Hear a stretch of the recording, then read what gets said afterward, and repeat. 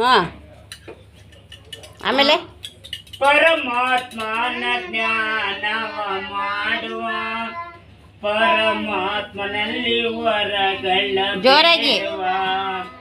ಪರಮಾತ್ಮನ ಸೇವೆಗೆ ಹೋಗುವ.